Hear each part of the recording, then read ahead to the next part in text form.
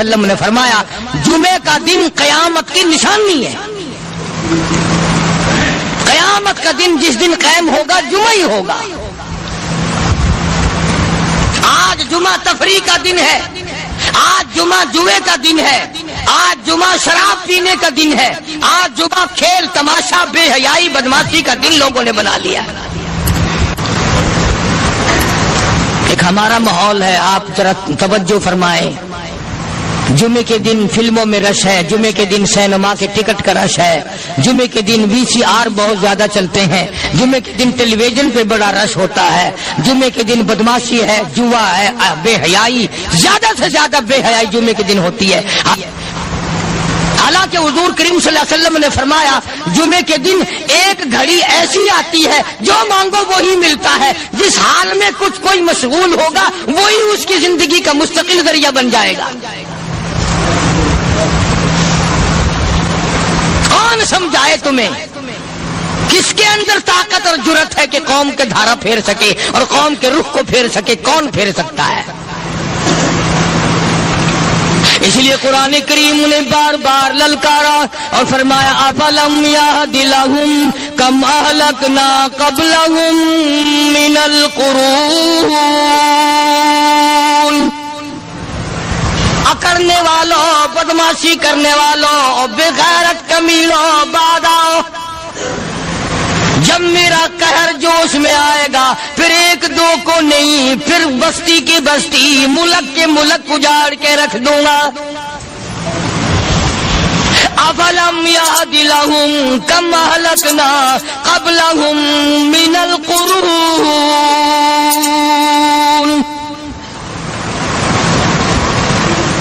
میں نے قرن کے قرن اجاڑ دیے, میں نے روئے زمین کے مالک اجاڑ دیے, میں نے ملکوں کے بادشاہ اجاڑ دیے, میں نے وزیر اعظم اجاڑ دیے, میں نے گورنروں سے بھیک کے ٹکڑے منگوا دیے. میں وہ خدا ہوں وتعز من تشاء وتذل من تشاء بیدک الخیر انک علی کل شیء قدیر.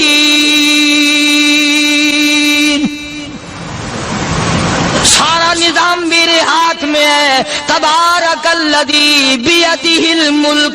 برکتیں میرے پاس ہے, رحمت میرے پاس ہے, خیر میرے پاس ہے, بھلائی میرے پاس ہے, سلامتی کے خزانے میرے پاس ہے, امن کے خزانے میرے پاس ہے. وہو علی بیدہ الملک. ملک میں راج میرا. وہو علی کل شیء قدیر. ذرے ذرے پہ قبضہ میرا, پتے پتے پہ قبضہ میرا, پہاڑ کی ایک ایک کنکر پہ قبضہ میرا, سمندر کے قطرے قطرے پہ قبضہ میرا. تو ہوتا کون آ کر کرنے والا؟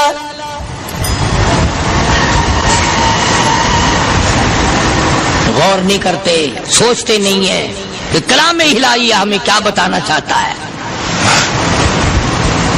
جناب عثمان رضی اللہ تعالیٰ عنہ فرماتے ہیں اور لوگوں میں نے ساری زندگی گزار دی اسلام کے بعد, جس دن سے میں نے کلمہ پڑھا آخری دم تک کوئی جمعہ ایسا نہیں, کوئی جمعہ ایسا نہیں گزرا اللہ کے نام پر میں نے ایک غلام خرید کے آزاد نہ کیا ہو.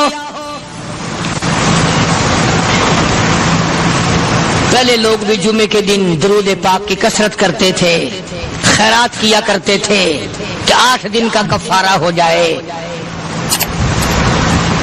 اللہ تبارک و تعالی راضی ہو جائے. آج کے دن قیامت آئے گی, نہ جانے میرا کیا حال بنے گا, کن لوگوں میں میرا شمار ہوگا.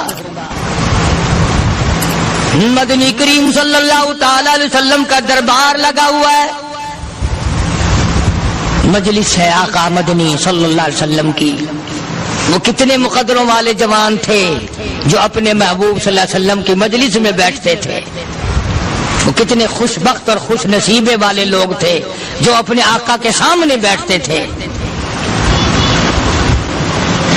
حضور کریم صلی اللہ علیہ وسلم نے فرمایا مجھے 3 چیزوں سے بڑی محبت ہے, 3 چیزیں بڑی پیاری لگتی ہیں, 3 چیزیں دنیا میں بڑی مرغوب ہیں مجھے. فرمایا ایک نماز میری آنکھوں کی ٹھنڈک ہے, سرکار کی پسندیدہ بات سنو، فرمایا نماز میری آنکھوں کی ٹھنڈک ہے، جو نماز پڑھتا ہے وہ میری آنکھوں کو ٹھنڈا کرتا ہے، جو نماز نہیں پڑھتا کیا مطلب، وہ مجھے رنج دیتا ہے۔ اور جامع ترمذی میں ایک حدیث موجود ہے، ارشاد ہے حضور کریم سب کہہ دو صلی اللہ علیہ وسلم کا، فرمایا کہ ہر پیر کے دن، ہر جمعرات کے دن ہر امتی کا نامہ اعمال میرے سامنے پیش کیا جاتا ہے، ہر امتی کا اعمال نامہ سرکار کے سامنے کر دیا جاتا ہے، تیرے فلاں امتی کا یہ عمل ہے۔ ذرا مسجد میں بیٹھے ہو، قبلے کی طرف منہ کیے بیٹھے ہو، لوگوں سوچو تو صحیح ہمارے اعمال نامے دیکھ کر آقا کو کتنا رنج ہوتا ہوگا، ہمارے کردار دیکھ کر، ہماری روح سیاہی کو دیکھ کر آقا کو کتنا رنج پہنچتا ہوگا صلی اللہ علیہ وسلم۔ ارے ہم نے حضور کی ذات اقدس کو رنج پہنچایا، پریشانی پہنچائی، تکلیف پہنچائی، پرواہ نہیں کرتے نمازوں کی، نوجوان بھی بوڑھے بھی حج کر کے بھی نماز پڑھتے لوگ، اور اب تو ویسے بھی دانا بینا لوگ ہیں۔ تو آپ نے ارشاد فرمایا کہ میری آنکھوں کی ٹھنڈک نماز میں ہے، تین چیزیں مجھے پیاری ہیں پوری دنیا میں، تین چیزیں پسندیدہ ہیں میری۔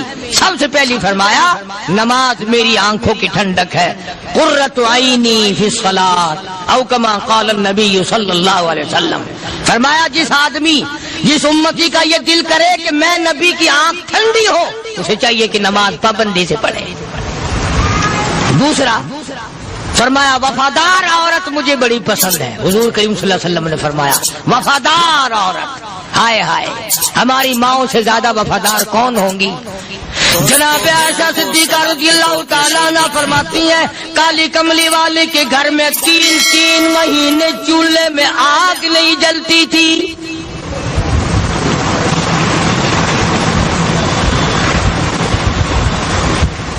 دوسروں کے واسطے ہے سیم و زر و گوہر، اور اپنا یہ حال ہے کہ چولہا ہے بجھا ہوا۔ جناب عائشہ صدیقہ رضی اللہ تعالیٰ عنہ فرماتی ہیں ہمیں 24 گھنٹے میں ایک پانی کا پیالہ اور ایک کھجور کا دانہ ملا کرتا تھا۔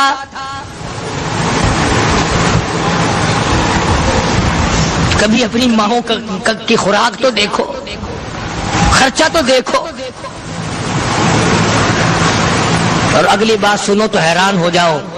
جناب عائشہ صدیقہ رضی اللہ تعالیٰ عنہ فرماتی ہیں اس پیالے اور کھجور کی قدر بھی تب ہوئی جب وہ بھی نہ ملی۔ پیسوں کو برباد کرنے والوں، بے قدری کرنے والوں، ذرا سوچو تو صحیح کہ کیا گھر ہے محمد عربی سب کہہ دو صلی اللہ علیہ وسلم کا۔ اسی گھر سے خیر و برکت ملی صحابہ کرام کو، لیکن دنیا نہ تھی، بلڈنگ نہ تھی، کوٹھی نہ تھی، بنگلہ نہ تھا، چہل پہل نہ تھی۔ اچھا ایک بات اور آج یاد کر کے لے جاؤ، یہ تو مجبوری ہوئی نا، یہ تو ایک مجبوری ہوئی، پریشانی ہوئی، محتاجی ہوئی کہ پانی کا ایک پیالہ اور ایک کھجور کا دانہ ملتا تھا۔ اور اگلی بات سنو تو حیران ہو جاؤ، مجبوری اور چیز ہے، اختیار سے کرنا اور چیز ہے۔ جناب فاروق اعظم رضی اللہ تعالیٰ عنہ کی حکومت ہے، عائشہ صدیقہ رضی اللہ تعالیٰ عنہ سال کا خرچہ 12,000 روپیہ بوری میں بھر کر حضرت عمر نے حضرت عائشہ کے گھر پہنچا دیا، لو تمہارا یہ سال کا خرچہ آ گیا۔ سال کا خرچہ حضرت عمر رضی اللہ تعالیٰ عنہ نے جناب عائشہ صدیقہ رضی اللہ تعالیٰ عنہ کے پاس بھیجا۔ اتنا بڑا بورا بھر کر آیا۔ اللہ غنی، بجائے خوش ہونے کے، بجائے مچلنے کے، بجائے فخر کرنے کے، اپنی خادمہ سے فرمانے لگی، حضرت عائشہ خادمہ سے فرمانے لگی، میں نے تو اپنے محبوب صلی اللہ علیہ وسلم کے پیٹ پہ پتھر دیکھے، میں نے تو کالی کملی والے کو فاقے کرتے دیکھا۔ خادمہ سے فرمانے لگی، اس بوری کے اور میرے درمیان میں کپڑا لٹکا دے، میری آنکھ دیکھنا گوارا نہیں کرتی، میری آنکھ دیکھنا بھی گوارا نہیں کرتی۔ اس نے کپڑا لٹکا دیا۔ اس کے بعد خادمہ سے فرمانے لگی، مدینے میں اعلان کراؤ، جس کو خیرات چاہیے وہ عائشہ کے دروازے سے آ کے لے جائے رضی اللہ تعالیٰ عنہ۔ سارے مدینے میں اعلان ہوگا، خیرات لینے والے آ جاؤ۔ شیئر ضرور کریں۔ ایک اور بات تھی اس وقت میں، ضرورت مند جاتا تھا، یہ نہیں کہ ٹیبک میں ہزاروں روپیہ پڑا ہوا پھر بھی مانگ کے کھانا ہے، جیب میں ہزاروں روپیہ پھر بھی مانگنا ہے، پلے سے نہیں کھانا۔ کہ جتنے بھیک مانگے ہیں نا بھیک مانگنے والے، 1 کروڑ روپیہ دے دو انشاءاللہ شام کو پھر بھی مانگے گا، اس کے مقدر میں بھیک مانگنا ہے۔ فرمانے لگی کچھ نہیں ہے، وہ خادمہ کہنے لگی کچھ نہیں ہے۔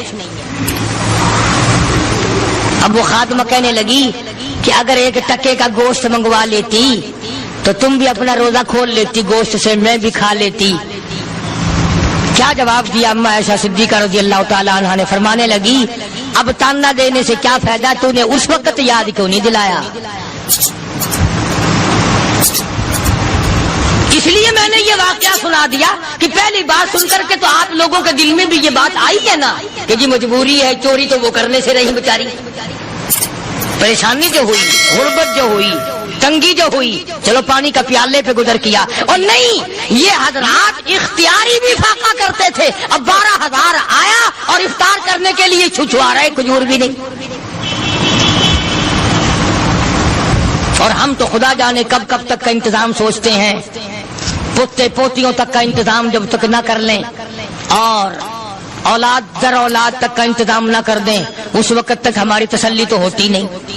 اسی کو مجذوب نے بڑے عجیب طریقے سے سمجھایا، کہتا ہے کہ آنے والی کس سے ٹالی جائے گی، آنے والی کس سے ٹالی جائے گی، اور جان ٹھہری جانے والی جائے گی، روح رگ رگ سے نکالی جائے گی، تجھ پہ ایک دن خاک ڈالی جائے گی، تیرے رشتہ دار عزیز اقربا دھڑا دھڑ مٹی پھینک کے ایسے آئیں گے گویا تجھے پہچانتے بھی نہیں۔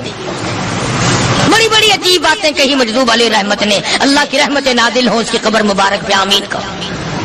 کہتا ہے سب کی سب ہیں راہ رب کوئے فنا، سب چل رہے ہیں فنا کی طرف۔ اب یہ جو ہم لوگ بیٹھے ہیں نا خوش ہو رہے ہیں، میری 50 سال عمر ہو گئی، میری 60 سال عمر ہو گئی، میری 40 سال عمر ہو گئی، میری 30 سال کم عمر ہو گئی، اور اصل بات ہمارے اور اپنے آپ کو آخرت کے لیے جس قدر ممکن ہو سکے تیاری کریں۔ آج کل بڑی رات ہے، سویرے اٹھو، کم سے کم صبح و شام ہر آدمی 1 تسبیح درود شریف کی، 1 تسبیح استغفار کی، اور 1 تسبیح تیسرے کلمے کی، یہ تو کم سے کم ہو ہی جائے۔ بکواس کرتے سو جاتے ہیں، بکواس کرتے اٹھ جاتے ہیں، بھلا ہے کوئی زندگی کا معاملہ؟ اللہ سے معافی مانگتا سو جا اور معافی مانگتا اٹھ جا، خدا کی قسم اللہ کا دریائے کرم جوش میں آئے۔ تو یہ ساری چیزیں میں نے لیے عرض کی، تو وقت پورا کرنے والا حساب نہیں کہ نہ جانے کس کو توبہ کی توفیق ہو جائے۔ کم سے کم ان 3 تسبیحوں کو ہر مرد عورت لازمی پکڑ لے۔ 1 تسبیح درود شریف کی، 1 تسبیح سبحان اللہ والحمدللہ ولا الہ الا اللہ واللہ اکبر ولا حول ولا قوۃ الا باللہ العلی العظیم، اور 1 تسبیح استغفر اللہ الذی لا الہ الا هو الحی القیوم واتوب الیہ، یا استغفر اللہ ربی من کل ذنب واتوب الیہ، اور 1 تسبیح درود شریف کی اللہم صلی علی سیدنا مولانا محمد وعلی آل سیدنا مولانا محمد مبارک وسلم وصلی علیہ۔ جب 1 مرتبہ درود بندہ پڑھے گا 10 بار اللہ کی رحمت آئے گی، 10 گناہ معاف ہوں گے، 10 درجے بلند ہوں گے، 10 خطائیں معاف کر دی جائیں گی، تو کتنا بڑا اجر ہے۔ خصوصاً بوڑھوں کو چاہیے کہ وہ گپوں میں اپنا وقت خراب نہ کریں۔ خدا کی قسم قبر میں جانے کے بعد تجھے 1 سانس کی مہلت۔ پر مجھے اس بات کا افسوس ہے کہ آپ لوگ پورا مضمون سننے کی کوشش نہیں کرتے، بلکہ بعض لوگ بالکل اخیر میں سر سے، ایک ہے جمعے کی فضیلت حاصل کرنا، ایک ہے جمعہ پڑھنا، ایک ہے سینوں لہاونا، اس میں بڑا فرق ہے۔ ایک ہے سر سے اتارنا اور ایک ہے اس کی فضیلت کا حاصل کرنا۔ حدیث پاک میں آتا ہے کہ جمعے کے دن فرشتے دروازے پہ کھڑے ہو کر کے حاضری لگاتے ہیں۔ ہاں، اللہ صاحب مل کی ٹیکسٹائل مل کی حاضری کا تو پتا ہے، مسجد کی حاضری کا کوئی پتا نہیں۔ اگر دیر ہو جائے تو وہ گیٹ کیپر واپسی کر سکتا ہے، اگر دیر میں آیا تو یہ فرشتہ نہیں کہتا، لانتی ہوا پیچھے سے۔ بہت مدت کی بات ہے، علامہ یوسف بن نوری رحمۃ اللہ علیہ زندہ تھے، میں کراچی تھا، تو حضرت نے مجھے فرمایا کہ جمعہ ہمارے یہاں پڑھا دو اب کے۔ میری والی میں جمعہ پڑھاتا تھا ان دنوں میں، تو میں جب گیا تو ہم ایک چھوٹے سے دروازے سے داخل ہونے لگے۔ ایک پٹھان پہلے لگا، پرلے دروازے سے چلو، میں بھی ادھر سے جاتا ہوں۔ میں نے کہا کیوں؟ کہنے لگا فرشتہ ادھر رجسٹر لیے کھڑا ہے، تم ادھر سے گھس جاؤ گے تمہارا حاضری نہیں لگے گا۔ تو کہنے لگا فرشتہ بڑے گیٹ پہ کھڑا ہے، ادھر چلو۔ تو کم سے کم اس پٹھان کا تو یہ عقیدہ ہے کہ فرشتہ کھڑا ہے، اور تمہارا خیال یہ ہے کہ جمعے کے دن نہ فرشتہ ہے نہ خدا ہے، کوئی بھی نہیں ہے۔ اس لیے سیرت النبی صلی اللہ علیہ وسلم کا عنوان شروع ہوگا، وقتی آؤ پورا مضمون سنو تاکہ لطف آئے، دل و دماغ بنے۔ اور عقیدہ میں نے تمہیں بتا دیا، لا الہ الا اللہ، خدا کے سوا الہ کوئی نہیں، مشکل کشا کوئی نہیں، پیدا کرنے والا کوئی نہیں، فصل میں، دکان میں، کارخانے میں اس کے سوا برکت دینے والا کوئی نہیں۔ اور یہ بات بتائی کس نے؟ محمد الرسول اللہ صلی اللہ علیہ وسلم، ہمارے نبی حضرت محمد الرسول اللہ صلی اللہ علیہ وسلم نے ہمیں یہ بات بتائی، خدا کے بعد خدا کوئی نہیں، مصطفیٰ کے بعد نبی کوئی نہیں، حضور صلی اللہ علیہ وسلم کے بعد کوئی کسی قسم کا جو نبوت کا دعویٰ کرے وہ کافر ہے، دجال ہے، بے ایمان ہے، وہ خنزیر سے بدتر ہے جو میرے آقا کے ختم نبوت کے تاج کو ہاتھ لگائے گا۔ فرمایا لہم قلوب لا یفقہون بہا، اللہ پاک جل شانہ فرماتے ہیں جس کا دل قرآن کریم سمجھنے کا عادی نہیں، لہم قلوب لا یفقہون بہا، جس کا دل قرآن سمجھنے کے لیے تیار نہیں، وَلَهُمْ أَعْيُنٌ لَا يُبْصِرُونَ بِهَا، جس کا کان اللہ کا قرآن سننے کے لیے تیار نہیں، أَمْ لَهُمْ آذَانٌ لَا يَسْمَعُونَ بِهَا، أَمْ لَهُمْ آذَانٌ يَسْمَعُونَ بِهَا، جس کا کان خدا کا قرآن سننے کو تیار نہیں۔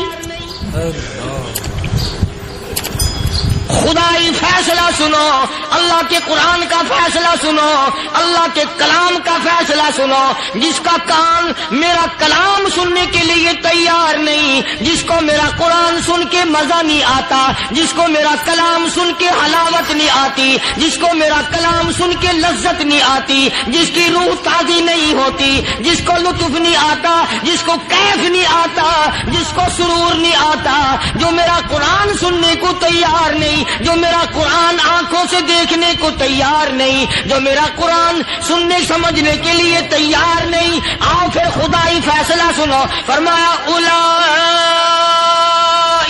کالانعام،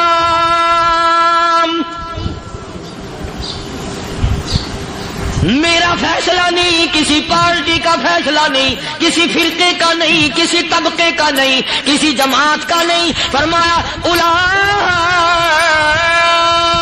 الانعام، پیدا کرنے والا مالک و خالق کہتا ہے مجھے اپنی کبریائی کی قسم یہ سارے جانور ہیں،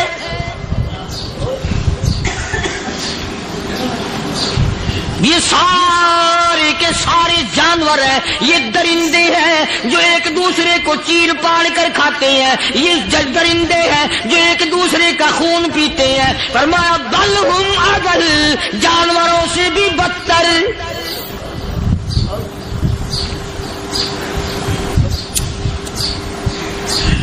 جس کے دل میں قرآن سن کر ترس نہیں، جس دل میں رحم نہیں، اپنے سے کمزور دیکھ کر جس کے دل میں شفقت نہیں، مہربانی کا مادہ نہیں، فرمایا وہ کوئی بندہ ہے، وہ تو جانور ہے. اور خدا قسم میں آ گیا، فرمایا بل ہم اضل، اس سے بھی بدتر. اللہ والے جو ہیں وہ ان خصلتوں کو دور کراتے ہیں اور وہ آدمی کے مزاج اور دل میں سے ایسی چیزیں نکالتے ہیں جو اس کی بربادی کا ذریعہ بنتا ہے. دل کی بیماریوں کا کسی کو فکر نہیں. بخار ہو جائے، آپ چڑھ جائے، آپ کو پتہ چل جاتا ہے.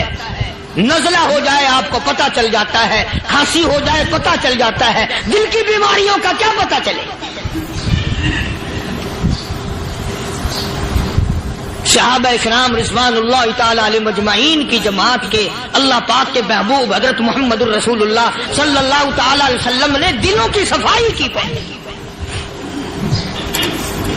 پہلے لوگ جھونپڑیوں میں کچے کوٹھوں میں رہتے تھے، نہ اتنی صفائی تھی نہ اتنی ترقی تھی. آج برتنوں کی صفائی دیکھو، کپڑوں کی صفائی دیکھو، مکان کی صفائی دیکھو، رات دن بس اسی دھندے میں لگے ہوئے.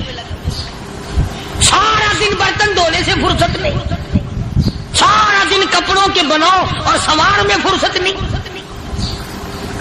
تو اللہ والے ایسے موقع پر بڑی عجیب بات کہتے ہیں. وہی مجذوب ہے، مجذوب علی رحمت کہتے ہیں بظاہر تو ہر شے میں بے حد صفائی، بظاہر تو ہر شے میں بے حد صفائی، مگر دل میں ہے گندگی انتہائی. بظاہر تو ہر شے میں چہرے کی صفائی، بدن کی صفائی، نہ جانے کتنی قسم کا صابن ہے، نہ جانے کتنی قسم کے پاؤڈر ہے، نہ جانے کتنی قسم کے شیمپو ہے، نہ جانے کتنی قسم کے کپڑے ہیں، کیا چال ڈھال ہے، کیا نئے نئے ڈیزائن ہے. مجذوب کہتا سب کچھ دیکھ لیا، بظاہر تو ہر شے میں بے حد صفائی، مگر دل میں ہے گندگی انتہائی. جس یار کی بیٹھک میں بیٹھ کے کھانا کھایا، جس رشتہ دار کی بیٹھک میں بیٹھ کے کھانا کھایا، اسی کی بہن کو دیکھ کر آبرو پہ ڈاکہ ڈالنے کا پروگرام ہے.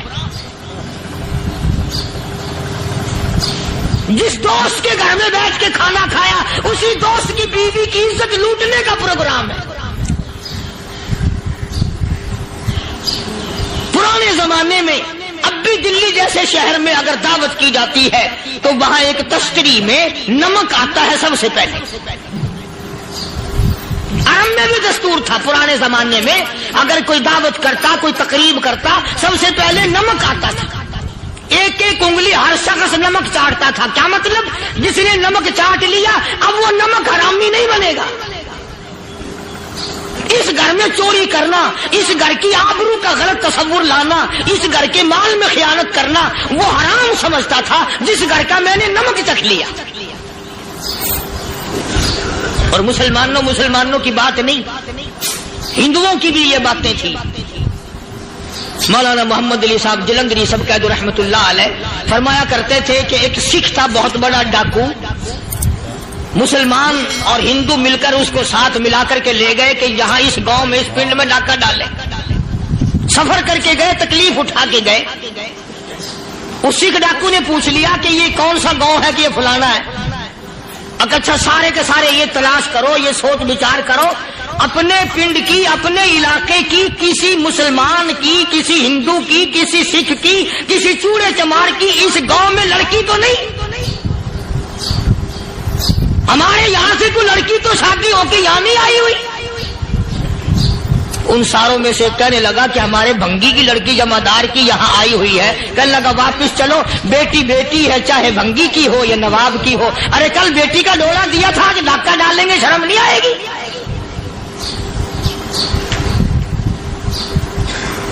آج وہ تصور کہاں چلے گئے اور ہم سب روتے پھرتے ہیں سکون نہیں، سکون نہیں، اطمینان نہیں. ارے اطمینان آئے گا کیسے؟ ہمارے دل بے ایمان ہے، نیتیں خراب ہے، آئے گا کہاں سے؟ صحابہ کرام رضوان اللہ تعالی علیہ مجمعین کی جماعت نے اس قدر اس بات پہ محنت کی اور کوشش کی کہ غلط لقمہ بھی پیٹ کے اندر نہ چلا جائے.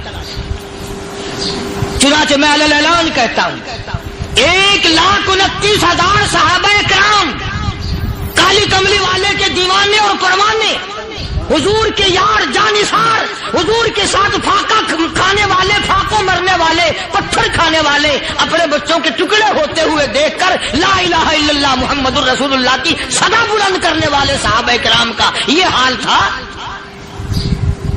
پیدل سفر کر کے جاتے تھے یہودی عیسائی، شام نکل گئے، فلسطین نکل گئے، ہندوستان آ گئے، 2 سال لگ جاتے تھے، اپنی جوان بیٹیوں کو مسلمانوں کے گھروں میں چھوڑ کے آ جاتے تھے۔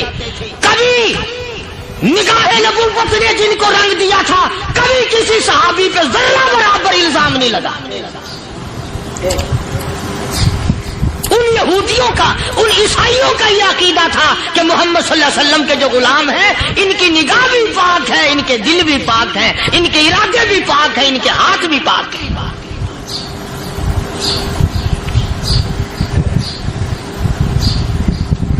مصر کے گورنر نے، مصر کے جنرل کرنل نے خط لکھا سیدنا فاروق اعظم رضی اللہ تعالی عنہ کی خدمت میں، دور خلافت ہے حضرت فاروق اعظم کا۔ کیا خط لکھا کہ حضور مجھے کافی وقت گزر گیا ہے اور فلاں علاقے میں آپ کے حکم سے ہم نے جانا ہے اور راستہ صرف ایک ہے اور اس راستے میں جال بچھا دیا گیا۔ اب مجھے مشورہ دیں میں کیا کروں، حکم دیں مجھے۔ جال کیا بچھا دیا گیا کہ ہمیں پتہ چل گیا ہے عیسائیوں نے پروگرام بنایا، سینکڑوں لڑکیاں تلاش کر کر کے بڑی خوبصورت حسینہ اکٹھی کی ہیں، ان کو گانے بجانے کی ٹریننگ دی ہے، ان کو اچھی اچھی آوازوں والی لڑکیاں ڈھونڈ کے لائے ہیں، اور انہوں نے یہ پروگرام بنایا کہ جب مسلمانوں کی فوج اس گلی سے گزرے گی ان کوٹھوں کے اوپر چڑھ کے گانا بجانا کریں گے تاکہ ان کے دل میں بدماشی آئے اور ان کا بیڑا غرق ہو۔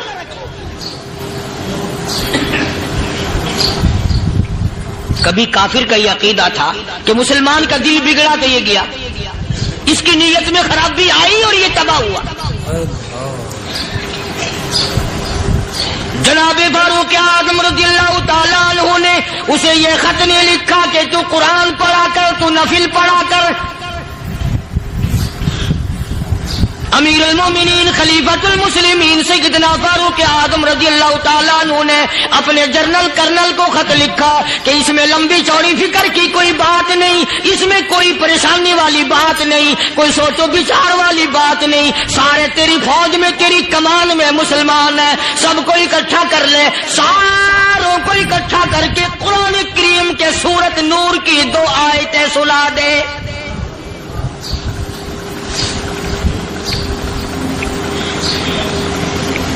یہ بھی نہیں فرمایا کہ سزا سناؤ، اتنے کوڑے لگیں گے، جو خلاف کرے گا یوں قید ہوگی، یہ کورٹ مارشل کر دیا جائے گا، کچھ نہیں۔ جناب فاروق اعظم رضی اللہ تعالیٰ عنہ کی رائے دیکھو، ان کے خیال میں قرآن کریم میں اتنی بڑی طاقت ہے، اتنی بڑی عظمت ہے، اتنی بڑی کرامت ہے، کلام الہی میں اتنا بڑا شرف ہے۔ اعلان کر دیا، فرمایا اپنے کرنل کو ساری فوج کو، لشکر کو اکٹھا کر کے قرآن کریم کی فلاں فلاں آیت سنا دے۔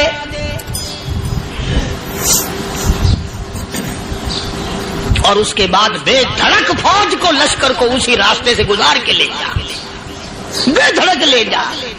ہائے کبھی قرآن کی 2 آیتوں سے کام بن جاتا تھا، اب سارے قرآن سے میرا تیرا کام نہیں بنتا۔ قصور قرآن کا نہیں ہے، یہ میرا تیرا ہے۔ یہ تو اتنی وفادار کلام ہے، اتنی پاک کلام ہے، خدا کی قسم ہزاروں رجسٹروں کے گتے، ہزاروں چائے کے ڈبے، ہزاروں مٹھائی کے ڈبے، لاکھوں کروڑوں دوائیوں کے ڈبے گندے نالوں پہ، کوڑیوں پہ، روڑیوں پہ پڑے ہیں، اور جس گتے نے قرآن کے ساتھ یاری لگا لی، خدا کی قسم کوئی آدمی بغیر وضو اس گتے کو بھی ہاتھ نہیں لگا سکتا۔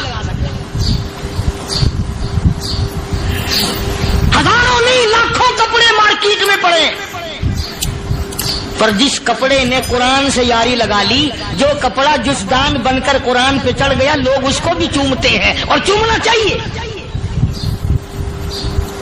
یارو کپڑے نے قرآن سے یاری لگائی تو کپڑا عظمت والا بن گیا، گتے نے یاری لگا لی تو گتا بن گیا۔ ہزاروں قسم کے کاغذات روزانہ ذلیل ہوتے پھرتے ہیں. جس کاغذ پہ قرآن لکھا گیا وہ عظمت پا گیا, جس سیاہی سے قرآن لکھا گیا وہ سیاہی عظمت والی بن گئی. ارے اگر مسلمان قرآن کو اپنے اندر پیدا کر لے, اس کی عظمت کو بسا لے, اس کو اپنا لاہ عمل بنا لے, اس کو اپنے سر پہ رکھ لے, تو کیا یہ بندہ قرآن کے ساتھ وفاداری کرے تو قرآن کیا خیال ہے قرآن بے وفائی کر دے گا؟ یقین نہیں, یقین اصل بات اعتقاد کی ہے. یقین کا تو یہ عالم بنا ہوا ہے کہ اگر کوئی چوری کا معاملہ ہو جائے اور کسی پر شبہ ہو, اگر اسے کہو کہ قرآن اٹھا دے تو دیر نہیں لگائے گا, اور اگر کہے کہ فلانی خانگاہ کا کنڈا مار دیا تو یہ کام میں نہیں کرتا. خانگاہ کے کنڈے پہ ایمان ہے, قرآن پہ ایمان نہیں.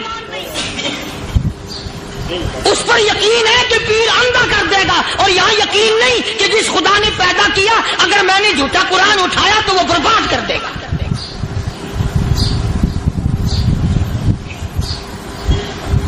عجیب عجیب لوگ. چنانچہ مصر کے کرنل نے, مصر کے جنرل نے ساری فوج کو اکٹھا کر لیا. اس نے بھی یہ بات تو نہیں کہی کہ فاروق اعظم کو دوبارہ خط لکھتا کہ حضرت یہ تو 2 آیتیں آپ نے لکھی, یہ تو سارا قرآن روز پڑھتے ہیں, پر بنے گا کیا؟ جیسے فاروق اعظم کا یقین تھا, فاروق اعظم کی فوج کے کرنل کا بھی یقین ہے, فاروق اعظم کے فوج کے جنرل کا بھی یقین ہے. اس نے ساری فوج کو اکٹھا کیا, لشکر کو جمع کیا, اور اس کے بعد کہنے لگا قل للمؤمنین یغضوا من ابصارکم ویحفظوا فروجہم ذالک ازکی لہم ان اللہ خبیر بما یصنعون. او لوگو, خدا تمہیں کہتا ہے اپنی آنکھوں کی حفاظت کرو. اگر تمہاری نظریں غلط جگہ پڑی, اپنی عزت کی حفاظت کرو, اپنی آبرو کی حفاظت کرو. اگر غلط نظریں پڑی, غلط استعمال ہوئی, ان اللہ خبیر بما یصنعون.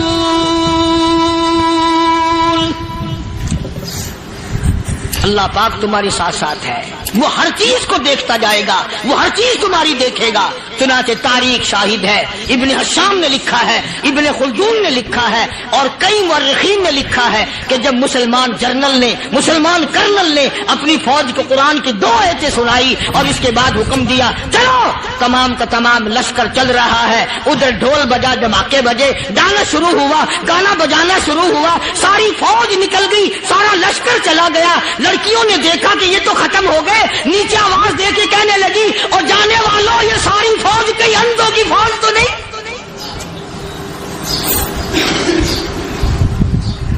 یہ حسن کا نظارہ اور یہ ڈانس اور یہ آواز, ہم ناچ ناچ کے تھک گئی, کوئی سر نہیں اٹھاتا.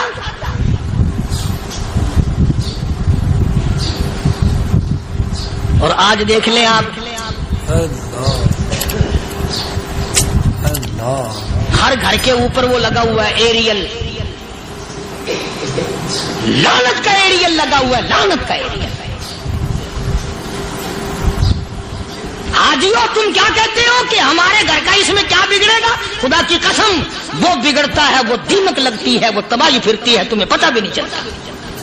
تم نے کیا سوچ رکھا ہے؟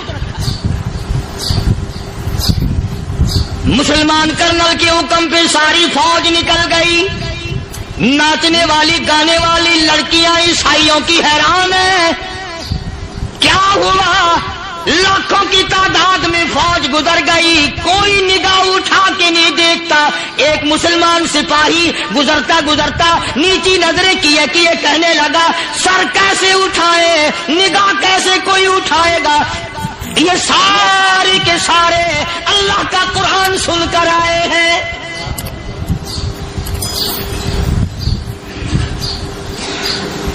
کیسے کوئی نگاہ اٹھائے گا, کیسے کوئی سر کو اٹھائے گا؟ یہ سارے کے سارے اللہ کا قرآن سن کر آئے ہیں. ان کا عمل ہوا نا قرآن پہ, ان کے عمل کا کتنا بڑا اثر پڑا. مورخین نے لکھا, ابن حشام لکھتا ہے عیسائی لڑکیوں نے چھلانگیں لگا دی, کوٹھی سے نیچے آ گئی, کہنے لگی عام مسلمانوں وہ قرآن ہمیں ہمیں بھی سنا کے جاؤ جس میں اتنی اسپرٹ ہے, اتنی طاقت ہے, جو حسن کے نظارے سے روک دے, جو گانے بجانے سے روک دے. یہ تو آدمی کے دل کا سکون ہے. نہ گانا سنتے ہو نہ حسن کا نظارہ کرتے ہو. جاتے والے یوں نہ جاؤ, ہمیں بھی وہ قرآن سنا کے جاؤ.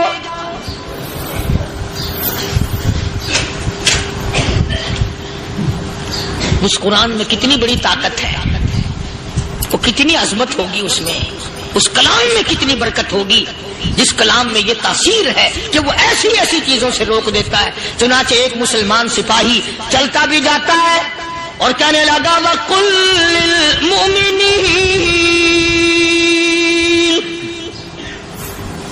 وَقُلْ لِلْمُؤْمِنِينَ, قرآن کی آیت پڑھ کے سنائی. سینکڑوں نہیں بے شمار لڑکیاں ایک مسلمان کی زبان سے اللہ کا قرآن سن کے کہنے لگی, اور جانے والوں چھوڑ کے نہ جاؤ, ہمیں بھی کلمہ پڑھاؤ.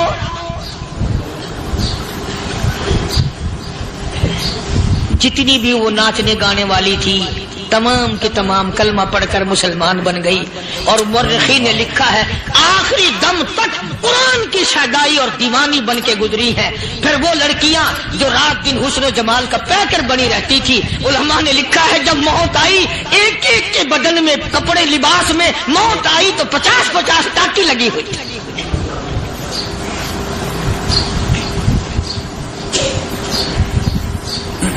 بظاہر تو آج بھی بڑی جھاڑا پنجی ہے, بڑی صفائی ہے, بڑی دوڑ دھوپ ہے. اسی کو مجذوب الاعلان کہتا بظاہر تو ہر شے میں بے حد صفائی, مگر دل میں ہے گندگی انتہائی, کبھی اس کے دھوکے میں آنا نہ بھائی, یہ سب ہے رعائی, یہ بس ہے رعائی. یہ تو چیز ہی کچھ نہیں. بڑے بڑے دھندے ہمیں پلٹتے دیکھے, بڑے بڑے نظام بگڑتے دیکھے. محمد عربی صلی اللہ تعالی علیہ وسلم کے دربار میں بڑے بڑے لوگ آتے تھے. اللہ غنی, نگاہ نبوت نے جس کو رنگ دیا سبحان اللہ, پھر قیمت تو بن گیا, وہ اسلام کی دولت سے پیچھے نہ ہٹا. کوئی پیچھا پھر کے دیکھا ہی نہیں کہ ہم کیا کر رہے ہیں. ایک لذت تھی, ایک کیف تھا, ایک سرور تھا صحابہ کرام. کہاں سے وہ چیز ہم لائیں, کیسے ہم میں وہ چیز پیدا ہوگی. جنگ بدر ہوا, بڑی بہترین بات ہے, توجہ لکھ کے لے جاؤ, انشاءاللہ قبروں میں دعائیں دو گے. جنگ بدر ہوا, 70 سے زیادہ کافر پکڑے گئے, مدینے میں پکڑ کے قیدی بنا کر کے لائے گئے. تنگ دستی کا زمانہ ہے, 1 سال نہیں ہوا مسلمان گزر کے آئے تھے, مار کھا کے آئے, پریشان ہو کر آئے, دن دولت چھوڑ کر لوٹا کر آئے. ان کے پلے کیا تھا. شام کا وقت ہوا, مدنی کریم صلی اللہ تعالی علیہ وسلم نے مسجد کے دروازے میں کھڑے ہو کر اعلان فرما دیا, کون ہے جو میرے مہمانوں کو کھانا کھلائے. اور وہ مہمان کوئی شہنشاہ نہیں تھے, ہیں بھی کافر, ہیں بھی اسلام کے دشمن, آئے بھی صحابہ کرام کو مارنے, میدان جنگ سے پکڑ کے لائے گئے, جنگی قیدی ہیں. اس نبی کی طرف کبھی منہ کیا کر جس نبی کا تو غلام ہے, امتی بڑا پھرتا ہے. فرمایا کون ہے جو میرے مہمانوں کو کھانا کھلائے. صحابہ کرام میں سے کسی نے 2 پکڑ لیے, کسی نے 1 کو ساتھ لے لیا. ایک بنادار سا غریب سا صحابی ہے, اس نے ساتھ لے لیا ایک مہمان اور گھر لے کے گیا. بیوی کو کہنے لگا کہ کھانا کتنا ہے, کہ بس 1 آدمی جوگا ہے, 1 آدمی کی کافی ہوگا. کان میں کہنے لگا اپنی بیوی کے, دستور تھا عرب کا, مہمان اور میزبان اکٹھے کھایا کرتے تھے. اپنی گھر والی کے کان میں کہنے لگا کہ اس کے آگے کھانا رکھ دیں گے مہمان کے, جب یہ کھانا شروع کر دے گا کسی بہانے سے دیوا بجھا دیو, میں یوں ہی منہ کو خالی ہلاتا رہوں گا, یہ کھانا کھا لے گا, پیٹ بھر جائے گا اس کا. चुनाचे खाना आगे रख दिया, जो कुछ भी था उसने खाना शुरू किया कि जी आप भी खाएं, कि हाँ हाँ मैं भी खा रहा हूं। बस यूं ही खाने में भी हाथ लगाए, मुंह को भी हाथ लगाए और मुंह को चलाए भी बराबर। बीवी ने चिराग बुझा दिया। ये अमल तो सहाबी कर रहा है अपने घर में। उधर कुरान करीम नाजिल हो गया मोहम्मद करीम सल्लल्लाहु अलैहि वसल्लम के साथ पे, फरमाया वयुसिरूना अला अनफुसिहिम वलौ काना बिहिम खसासा वमन युक़ शुह्ह नफ्सिही फउलाइका हुमुल मुफ़्लिहून। और मेरे महबूब मुबारक हो, तेरी उम्मत में ऐसे लोग भी हैं जो अपना मुंह खाली हिला रहा है, बीवी भूखी बैठी है, चिराग बुझाए बैठी है और अपने हाथ को खाली चला रहा है, और मेरे बंदे का पेट भर रहा है। और मेरे महबूब मुझे अपनी अजमत की कसम, मैं तेरे इन दीवानों पे जन्नत वाजिब कर चुका।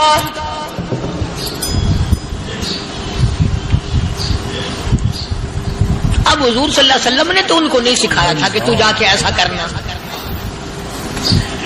कुदरती मिजाज ऐसा बना दिया था।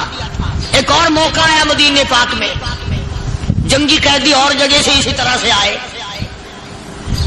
एक सहाबी एक और आदमी को, जंगी कैदी को काफिर में घर ले गया। बीवी कहने लगी कि एक ही आदमी का खाना है बस, उन्होंने कहा इसको दे दो।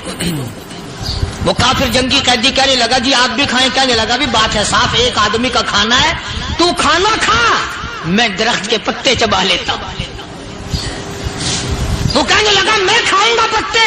उन्होंने कहा तू रईस आदमी है मक्के का, मैं पुराना गरीब हूं, मुझे पत्ते चबाने की आदत है, तेरे पेट में दर्द ना हो जाए, मैं आदी हूं पत्ते चबाने का। उसने पत्ते चबा लिए।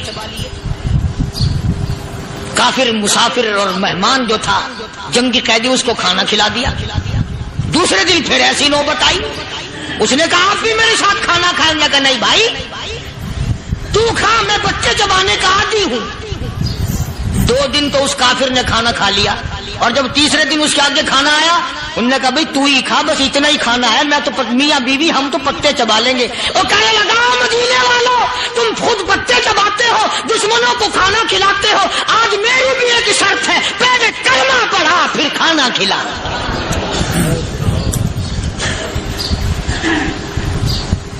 आज मेरी भी एक शर्त है। 2 दिन के अमल ने कुफर को मिटा दिया, इस्लाम चमक गया। 2 दिन के अमल ने, मेरा तेरा 60 साल का अमल है, कभी किसी काफिर को मुसलमान बनाया? उल्टे ही काम, हर गलत, हर मामला उल्टा ही है। हर आदमी बेजार होता है, यार दीन तो कुछ नहीं, यार इस्लाम कुछ नहीं, यारो ईमान कुछ नहीं। इसी को कुरान करीम ने ललकार के आवाज दे के फरमा दिया लोगों ऐसी गड़बड़ न करो वरना मैं वो खुदा हूं। फअखज़तकुम अस्साइक़तु व अंतुम तंज़ुरून। जिब्रील अमीन ने एक चीख मारी, सारी कौम के जिगर फट गए। मैं वो खुदा हूं, ला तरकुहु वरजिउ इला मा उतरिफ्तुम फीहि व मसाकिनिकुम लअल्लकुम तसअलून। लोग मकान छोड़ के भागते हैं, माहौल छोड़कर भागते हैं, माशरा छोड़ करके भागते हैं। खुदा कहता आओ, जिन मकानों पे तुम्हें नाज था वो ये खड़े भाग आ रहे। इसी को कुरान करीम कहता है इन्नल्लज़ीना क़ालू रब्बुनल्लाह सुम्मा इस्तक़ामू, वो आदमी जिसने ला इलाहा इल्लल्लाह मुहम्मदुर रसूलुल्लाह सल्लल्लाहु अलैहि वसल्लम पढ़ा, अल्लाह की तौहीद का इकरार कर लिया। ओ मेरे मालिक, तेरे सिवा मेरा कोई मुश्किल कुशा नहीं, हाजत रवा नहीं, मेरे दिल के भेद को जानने वाला नहीं, मेरी बिगड़ी बनाने वाला कोई नहीं, उजड़ों को बसाने वाला कोई नहीं, खेती को आबाद करने वाला कोई नहीं, एक दाने से सैकड़ों दाने बनाने वाला तेरे सिवा कोई नहीं।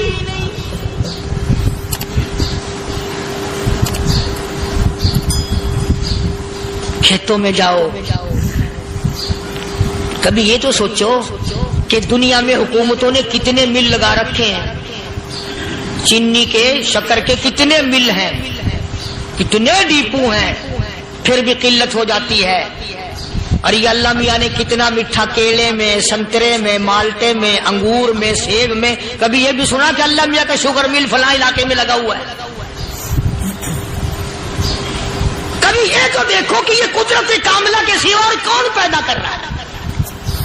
فرمایا جس نے اللہ کی توحید کا اقرار کر لیا, محمد عربی صلی اللہ علیہ وسلم کی ختم نبوت کا اقرار کر لیا, خدا کے بعد خدا کوئی نہیں, مصطفیٰ کے بعد نبی کوئی نہیں. پھر قرآن نے شرط لگائی ثم استقاموا, پھر اس پر جمع رہے, ڈٹا رہے. یوں نہیں کہ کبھی ادھر لڑک گیا کبھی ادھر لڑک گیا. لوگ تو بدل جاتے ہیں, لوگوں کا کیا ہے. پچھلے سال کی بات ہے, یہی مغرب کی نماز کے بعد گرمی کے موسم میں یہاں بیٹھا ہوا تھا باہر, آگے شہر کے وہ آدمی, وہ کہنے لگے جی ایک کام آئے. میں نے کہا کیا؟ کہ 25,000 روپے چوری ہو گیا ہمارا, بتاؤ ہمیں. میں نے کہا بھی مجھے کیا پتا. انہوں نے کہا نہیں سارا شہر کہتا ہے کہ قاریہ نہیں بتا دیتا ہے. میں نے کہا اچھا یہ یوں نہیں جانے کا. میں نے کہا پھر آدھے لوں گا.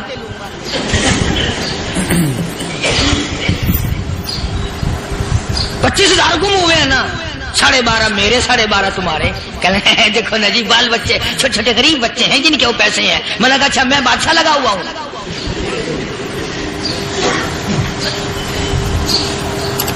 انہوں نے کہا جی سودا مہنگا. میں نے کہا پھر کہیں اور چلے جاؤ.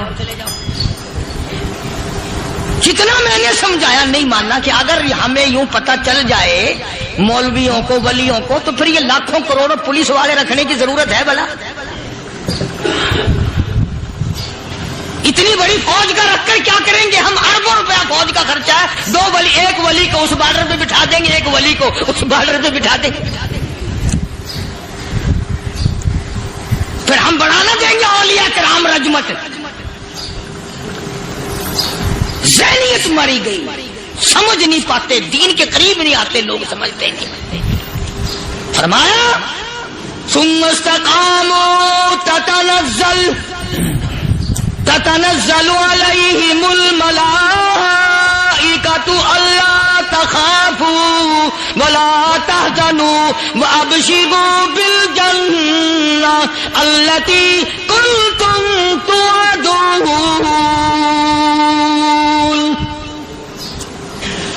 قرآن کہتا ادھر ولی کی موت آتی ہے, ایسا آدمی جو اپنے کلمے پہ جمع رہے, شرک و بدعت کی لعنت سے بچے, کفر و نفاق سے بچے. ادھر موت آتی ہے, ادھر فرشتے کہتے ہیں گھبرانا, غم نہ کر, بہشت کے دروازے تیرے لیے سارے کھلے ہوئے. وَلَكُمْ فِيهَا مَا تَشْتَهِي أَنفُسُكُمْ وَلَكُمْ فِيهَا مَا تَدَّعُونَ. فرمایا ہم تمہاری ہر اس تمنا کو پورا کریں گے, ہر اس آرزو کو پورا کریں گے. جو مانگو گے وہی ملے گا, جو کہو گے وہی دیا جائے گا. نحن اولیاؤکم فی الحیات الدنیا وفی الآخرہ. ہم دنیا میں بھی تمہارے کارساز ہیں, ہم آخرت میں بھی تمہارے کارساز ہیں. ہم دنیا میں بھی تمہارے دوست ہیں, آخرت میں بھی تمہارے دوست ہیں. اور خدا کے یہاں وہ انعام ملے گا. اللہ غنی, رائی کے دانے کے برابر نیکی کی ہوگی, جب پہاڑوں کے برابر ثواب ملے گا تو آدمی حیران ہوگا, یا اللہ تیرے جیسا بینک تو کسی کا بھی نہیں. رائی کا دانہ لے کر پہاڑ واپس کر دیا, مالک نے نجات کا ذریعہ بنا دیا. فرمایا نزلا من غفور رحیم. یہ مہمانی ہے پروردگار عالم کی طرف سے. قرآن اعلان کر کر کی کتاب بالاسحار ہم یستغفرون.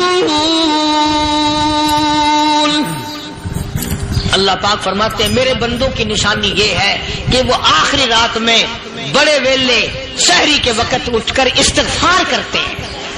اللہ کے حضور میں معافی مانگتے ہیں، روتے ہیں، عاجزی کرتے ہیں. کہتا کہ ایک تڑپ سی دل میں امنگتی ہے، ایک درد جگر میں ہوتا ہے. ایک تڑپ سی دل میں امنگتی ہے، ایک درد جگر میں ہوتا ہے. ہم رات کو رویا کرتے ہیں جب سارا عالم سوتا ہے. سب لوگ سوئے ہوئے ہوں اور اللہ کا دروازہ کھٹکھٹا، اندھیرے میں مالک کائنات کے سامنے جھولی پھیلا، اپنی بگڑی کا سوال کر، اپنی مشکلات اس مالک کے سامنے پیش کر جو سارے جہان کا خالق و مالک ہے. عقیدہ بھی بناؤ، اعمال بھی بدلو، مزاج بدلو، طبیعتوں میں انقلاب لاؤ، اور لوگوں ان گھروں کو مسلمانوں والے گھر بناؤ. تم برا مان کے جاؤ یا بھلا مان کے جاؤ، میں اپنے عقیدے کی بات کو چھپاتا نہیں. جس گھر میں کوئی مرد عورت قرآن کے کھولنے والا نہیں، میں اس گھر کو مسلمان کا گھر نہیں کہتا، وہ چوڑے اور کرار اور سکھ کا گھر ہے. تمہیں یہ سکھایا کس نے ہے کہ مرنے کے بعد قرآن پڑھا جاتا ہے اور ساری زندگی میں نہیں پڑھا جاتا؟ یہ قرآن مردوں کے لیے تھوڑی آیا، یہ زندوں کے لیے آیا. حدیث پاک میں آتا ہے، حضور کریم سب کا جو صلی اللہ علیہ وسلم نے فرمایا، عیسیٰ علیہ الصلوۃ والسلام ایک قبرستان سے گزرے، گورستان سے گزرے تو ایک قبر کو دیکھا. وہ نبی ایسا تھا، اس کے معجزات ایسے تھے. قبر میں دیکھا تو ایک بڑھیا جل رہی ہے، سڑ رہی ہے، تباہ ہو رہی ہے، رو رہی ہے. تو عیسیٰ علیہ الصلوۃ والسلام پناہ کر کے وہاں سے گزر گئے. چند دنوں کے بعد جو اسی قبر کے پاس سے گزرے تو عیسیٰ علیہ السلام کو دھیان آیا کہ اس قبر میں ایک بڑھیا بڑی عذاب بھگت رہی تھی، مگر اس دن جو دیکھا وہ تو عیش میں بیٹھی ہے، تخت میں بیٹھی آرام کر رہی ہے. سیدنا عیسیٰ علیہ الصلوۃ والسلام نے اللہ پاک سے سوال کر دیا، الہی مرنے کے بعد تو آدمی کوئی نیکی بھی نہیں کر سکتا، اس نے کیا کر لیا کہ اس کا سارا نظام بدل گیا؟ آواز آئی، اے عیسیٰ لکھ کے لے جاؤ یہ بات، حضور کا فرمان ہے. فرمایا، اے عیسیٰ اس مائی کے چھوٹے سے پوتے نے استاد کے پاس جا کر کے پڑھا بسم اللہ الرحمن الرحیم. اس ننھے سے منہ سے، چھوٹے سے منہ سے جب یہ لفظ نکلا، اے اللہ تو بڑا مہربان ہے، تو بڑا کریم ہے. عیسیٰ چھوٹے سے منہ سے جب نکلا، وہ تو معصوم تھا، اس کے منہ سے جب نکلا نا کہ میں بڑا مہربان ہوں، میں نے اس معصوم بچے کے صدقے میں اس کی دادی پہ کرم کر دیا. اس کے نام میں بڑی برکتیں ہیں، اس اللہ کا نام لینے میں بڑی برکتیں ہیں. گڑ میں مٹھاس ہے، اللہ کے نام میں مٹھاس نہیں. ٹافیوں میں مٹھاس ہے، اللہ کے نام میں مٹھاس نہیں. تم نے چکھ کے نہیں دیکھا، اگر تم چکھ لو خدا کی قسم دنیا کی کوئی چیز اچھی نہ لگے اللہ کے نام کے مقابلے میں. اللہ پاک مجھے اور آپ سب کو اپنا نام لینے کی توفیق عطا فرمائے، اپنے قرآن کی تلاوت کرنے کی توفیق عطا فرمائے، اور اپنا ذکر اور اپنا فکر اور اپنے شکر کی توفیق عطا فرمائے. اور اللہ پاک ہم سب کو یہ ہمت دے کہ مرتے دم تک ہم قرآن سے یاری کریں، قرآن سے وفاداری کریں. کو لکھ بھیجا، ابو بکر کے یہاں اس سے کم آٹے میں گزارا ہو سکتا ہے، اتنا آٹا کم کر دیا جائے.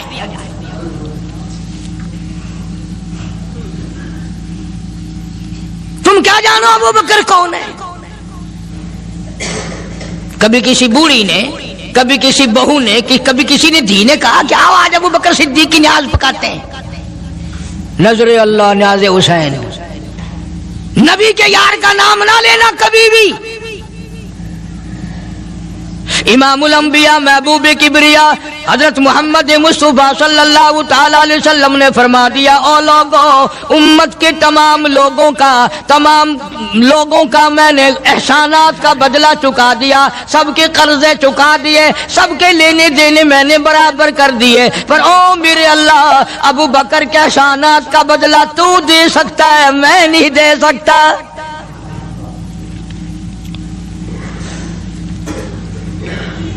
سارا گھرانہ بڑا عجیب ہے، گھر کا گھر بڑا عجیب ہے. ہجرت فرما کر تشریف لے گئے نبی کریم سب کا جو صلی اللہ علیہ وسلم کی ذات اقدس کے ساتھ تشریف لے گئے. صدیق اکبر کا والد زندہ ہے، ابو قحافہ بوڑھا ہے، آنکھوں سے نابینا ہے، ابھی ایمان نہیں لایا ہجرت والی رات تک، بعد میں لایا ہے. लाठी के सहारे घर आया, पता तो चल गया ना कि रात चला गया नबी के साथ मेरा बेटा। और आके पोतियों को कहने लगा, क्यों अस्मा जी दादा जान, मेरा तो अपना ख्याल ये है कोई टेडी, कोई पैसा, कोई कपड़ा, कोई गल्ला तुम्हारे लिए नहीं छोड़ के गया होगा। बावजूद काफिर होते हुए उस वक्त तक अबू बकर का वालिद मुसलमान नहीं, लेकिन जानता है कि मेरे बेटे को नबी की इतनी मोहब्बत है, वो इतना कुर्बान है, वो इतना परवाना है और इस कदर जानिसार है, कोई शय घर में नहीं छोड़ के गया होगा। सैयदा अस्मा रज़ी अल्लाह ताला अन्हा, छोटी सी बच्ची है सिद्दीक़ अकबर की, कहती है कि मैंने एक हीला बनाया। हमारे यहाँ दीवार में एक आला सा मेरे वालिद ने बना रखा था, उसमें पैसे रखते थे, तो मैंने वहां ये मिट्टी के टूटे हुए बर्तनों के ठिप पर डाल दिए और ऊपर कपड़ा डाल दिया। और मैंने अपने दादा से कहा, नहीं दादा जान, अब के तो अब्बा जी ने हद कर दी, बहुत सारा माल हमारे लिए छोड़ के गए हैं। उन्होंने कहा, बेटी मेरा यकीन नहीं पड़ता, वो नबी के बगैर एक पैसा तो क्या, वो अपनी जान पीछे रखने को तैयार नहीं। उन्होंने कहा, नहीं दादा जरा आओ तो सही। कहती हैं कि मैंने अपने दादा का यूं हाथ पकड़ के, दिखता तो था नहीं, उस कपड़े के ऊपर ऊपर फेर दिया कि देखिए ये आला है ना, ये ताक झाला कि सब भरा पड़ा है। ये कहने लगा, अच्छा अच्छा अच्छा, बहुत अच्छा किया, तुम्हारा गुजारा हो जाएगा। मुझे बड़ा फिक्र था, मुझे बहुत परेशानी थी, अब मैं बेफिक्रा हो गया कि तुम्हारे लिए तुम्हारा अब्बा खाने पीने के लिए तो छोड़ गया। सैयदा अस्मा कहती है, हालांकि जिस वक्त मैंने ये कार्रवाई करके दिखाई, हम 2 दिन के भूखे थे।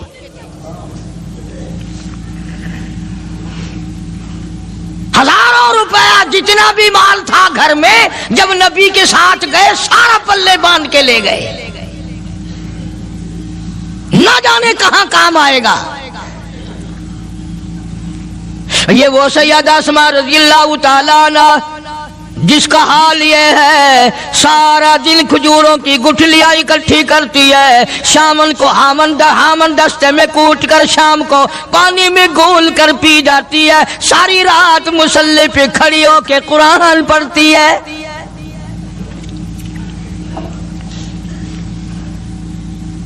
अजीब किस्म का घराना है सिद्दीक़ अकबर रज़ियल्लाहु ताला अन्हु का। गुर्बत नहीं थी, सारे का सारा कुर्बान करके गुर्बत बना दी। नहीं देखा आल को, नहीं देखा माल को, नहीं देखा अपनी जान को, सब कुछ कुर्बान कर दिया। इमामुल अंबिया महबूबे किबरिया हजरत मोहम्मद मुस्तफा सल्लल्लाहु ताला अलैहि वसल्लम ने इस कदर रफाकत जोड़ी, इस कदर यारी बनाई कि कभी भी अलग नहीं हुए।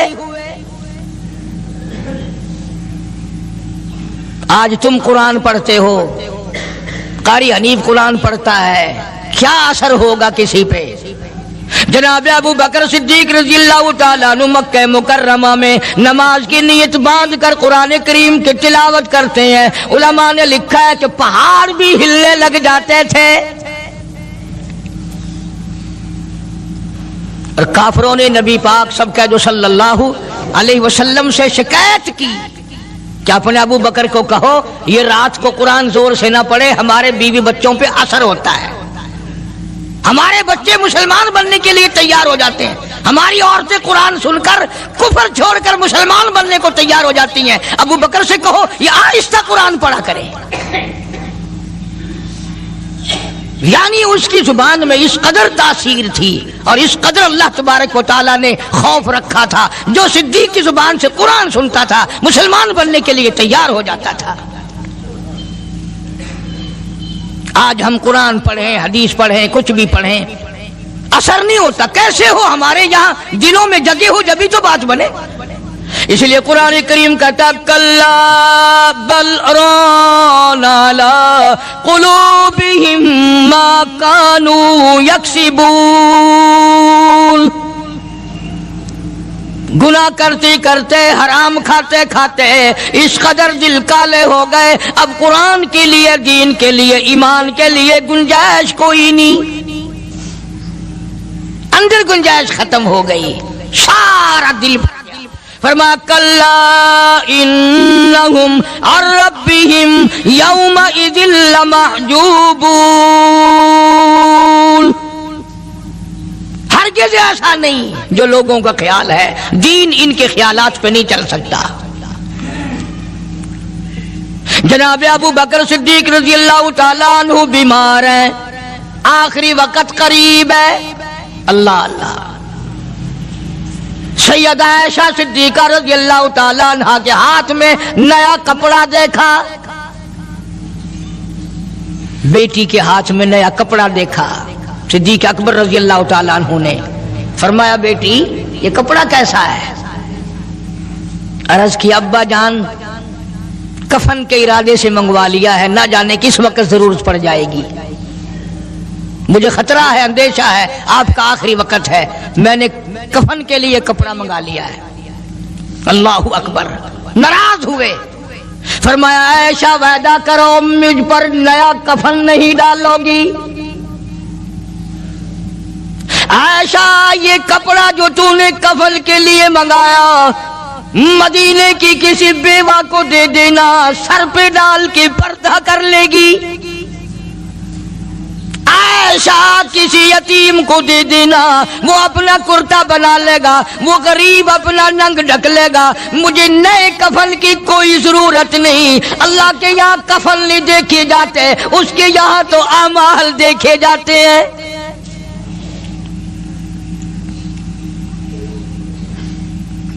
حضرت عائشہ رضی اللہ تعالیٰ عنہ نے اصرار کر دیا، ابا اجازت دے دو، اب تو میں نے منگا لیا ہے، اب تو میں نے منگا لیا ہے، دنیا کیا کہے گی؟ وقت کا حکمراں، وقت کا بادشاہ، نبی کا جانشین کو کفن بھی نہیں ملا۔ پھر دوسرا رخ اختیار کیا ہے صدیق اکبر سب کا جو رضی اللہ تعالیٰ عنہ، فرمایا عائشہ او میری بیٹی، نبی کریم صلی اللہ تعالی علیہ وسلم کا آخری وقت تیری گود میں آیا، تیرے سامنے آیا، تو نے آقا مدنی صلی اللہ علیہ وسلم کا آخری وقت دیکھا۔ حضرت عائشہ رونے لگی، ہاں میں نے دیکھا، سب کچھ مجھے معلوم ہے، پر عائشہ شہنشاہ کائنات کا کفن بتا۔ اس مدنی کریم صلی اللہ علیہ وسلم کا، دو جہان کے بادشاہ کا، یتیموں کے وارث کا، بیواؤں کے سہارے کا، دو جہان کے سردار، دو جہان کی رحمت حضرت محمد کریم صلی اللہ علیہ وسلم کا کفن بتا۔ حضرت عائشہ رونے لگی، عرض کی ابا جان جن کپڑوں میں سرکار اس دنیا سے تشریف لے گئے ان کپڑوں میں 12 پیوند تھے، 12 ٹاکیاں تھی۔ فرمایا عائشہ پھر تیرا کیا خیال ہے، میرا محبوب ٹاکیوں میں گیا ہو میں نئے پہن کے جاؤں؟ جن کپڑوں میں میری وفات ہو یہی میرے کفن میں استعمال کرنا، یہی کپڑے مجھے کفن میں دے دینا جو میرے جسم پہ ہیں، اس لیے کہ جب میں اپنے آقا سے ملوں گا تو شرمندگی نہ ہو۔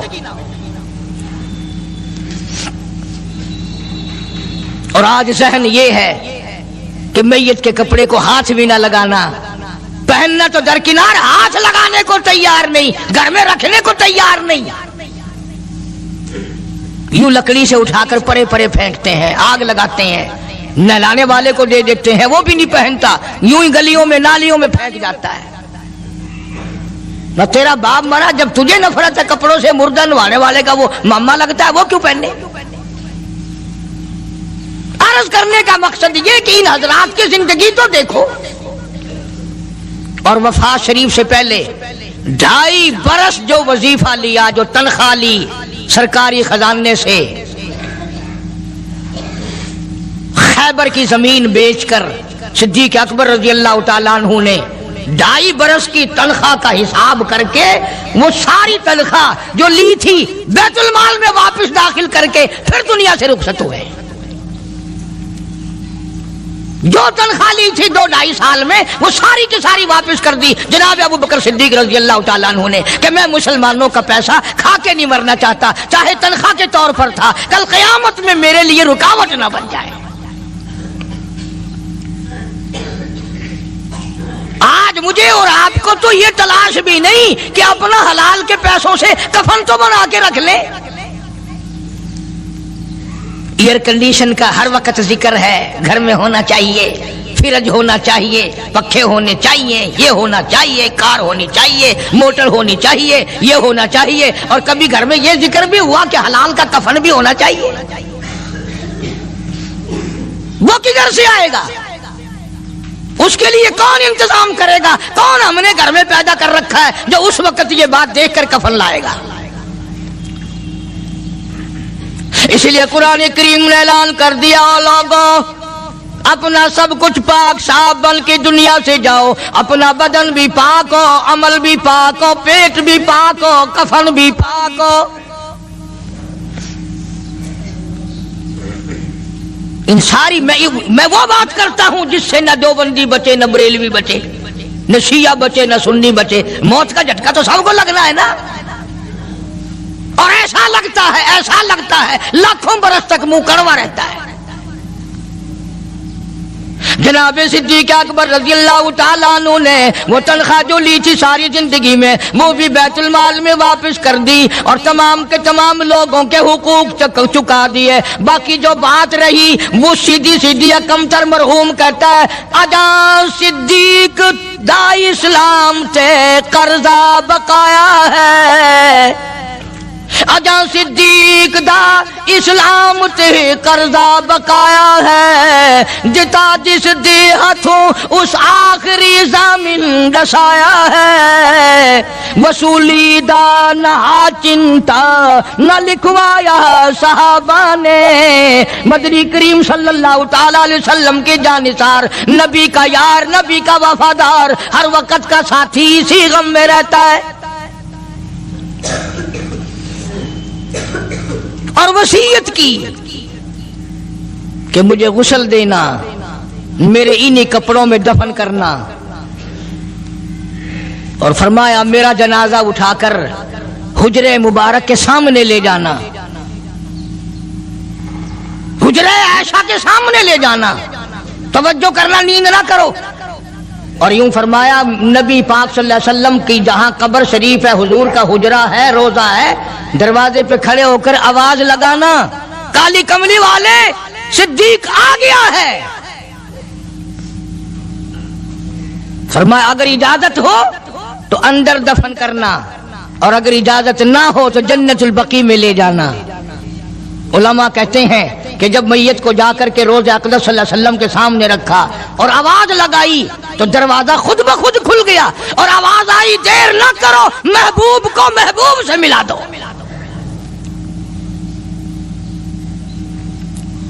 کیا شان ہے ان لوگوں کی، کیا عظمت ہے ان لوگوں کی۔ ساری زندگی اس محبت میں، عظمت میں، اکرام میں گزاری جو اس کائنات میں کوئی اس قدر اکرام کر نہیں سکتا۔ مدینہ پاک میں ایک وقت ایسا بھی آیا کہ دشمنوں نے مدینے کے گورنر کو گانٹھ لیا، اس کو رشوت دی، پیسے دیے، اور کہا کہ ہمیں اجازت ہونی چاہیے، ہم روضہ اقدس کو کھود کر ابو بکر صدیق اور فاروق اعظم کی لاشیں نکالنا چاہتے ہیں یہاں سے۔ چنانچہ حاکم وقت نے پیسے کھا کر اجازت دے دی۔ شمس الدین سراج ایک بزرگ ہے جو اس وقت مدینہ پاک یعنی روزے کے متولی ہیں، مسجد نبوی کے متولی ہیں، گنبد خضرا صلی اللہ علیہ وسلم کے محافظ اور نگہبان ہیں۔ وہ فرماتے ہیں کہ رات آدھی جب گزری تو کنڈی کھٹکی مسجد کی، میں نے کنڈی کھول دی تو مجھے حکم ملا کہ تم خاموش رہو، اگر آواز نکالو گے سر اتار دیا جائے گا۔ ایک آدمی اندر داخل ہوا، دوسرا داخل ہوا، تیسرا آیا، کسی کے ہاتھ میں کسی، کسی کے ہاتھ میں گنتی، کسی کے ہاتھ میں ٹوکری، کسی کے ہاتھ میں تسلا مٹی اٹھانے والا، سب کے سب یوں لے کر داخل ہو رہے ہیں۔ اور مجھے یہ کہا گیا کہ یہ جو کچھ کرتے ہیں روکنا نہیں، کسی کو بتانا نہیں۔ شمس الدین سراج بزرگ رحمت اللہ علیہ کہتے ہیں وہ جب 40 کے 40 اندر داخل ہو گئے، پچھلے نے مجھے اشارہ کیا دروازہ بند کر دے، اب کسی اور کو اندر نہ آنے دینا۔ وہ اللہ والا کہتا ہے مجھے بتا تو دیا گیا تھا دونوں جلیل القدر صحابہ حضرت شیخین کی بے ادبی کریں گے، قبر کھود دیں گے، ان کی میت نکال لیں گے۔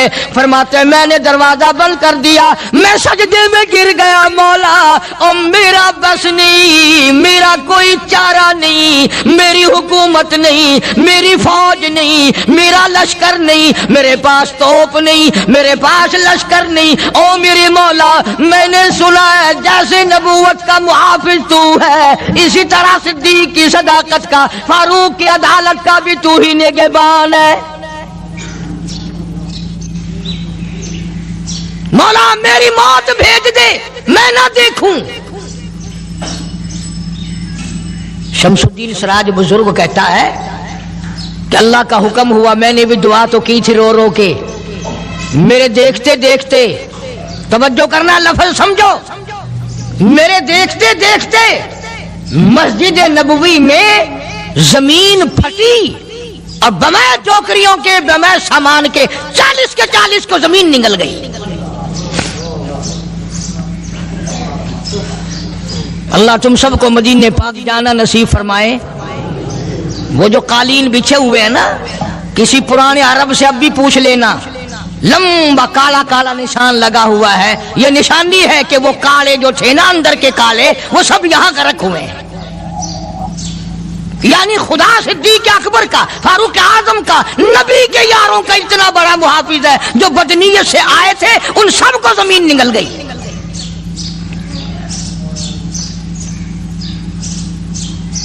ایک اللہ والا کہتا ہے کہ میں نے مدینے پاک میں حاضری دی اور حضور کریم صلی اللہ علیہ وسلم کے روضہ اقدس پہ سلام پڑھا، اور میں صدیق اکبر کے موضع شریف کے سامنے کھڑا ہو کر سلام عرض کر رہا تھا، پڑھ رہا تھا۔ میں جب واپس ہٹنے لگا تو ایک آدمی مجھے کہنے لگا آپ کہاں سے آئے ہیں؟ اس نے بتایا کہ میں فلاں جگہ سے آیا ہوں۔ کہ آپ بڑے نیک آدمی معلوم ہوتے ہیں، بڑا اچھا سلام پڑھ رہے تھے، تعریف اچھی کر رہے تھے، میرے یہاں کھانا کھانے چلو۔ اللہ والا کہتا ہے کہ میں اس کی باتوں میں آ گیا کہ چل بھائی، مدینے کا آدمی ہے، مدینے کا آدمی ہے، دعوت کر رہا ہے، انکار کروں تو سنت کے خلاف ہونے کا، چل بھائی۔ لے گیا اور وہاں جا کر ایک مکان میں اس اللہ والے کو بند کر کے، کوٹلی میں اس کو زنجیروں میں باندھ کر اس کی زبان کاٹ دی۔ تو نے صدیق کی اتنی تعریف کیوں کی؟ اور پھر چھوڑ دیا کہ جا صدیق سے ٹھیک کرا کے دکھا۔ وہ پھر مسجد نبوی میں آیا۔ دوستو امید ہے قاری حنی ملتانی صاحب کا یہ بیان جمعے کی فضیلت سے متعلق آپ کو بہت زیادہ پسند آیا ہوگا۔ بیان پسند آیا ہو تو ویڈیو کو لائک شیئر اور ہمارے چینل ایم ڈی حمزہ سنبری کو سبسکرائب کرنا بالکل نہ بھولیے گا۔ ملتے ہیں اگلی ویڈیو میں، اگلی ویڈیو تک کے لیے اللہ حافظ، السلام علیکم۔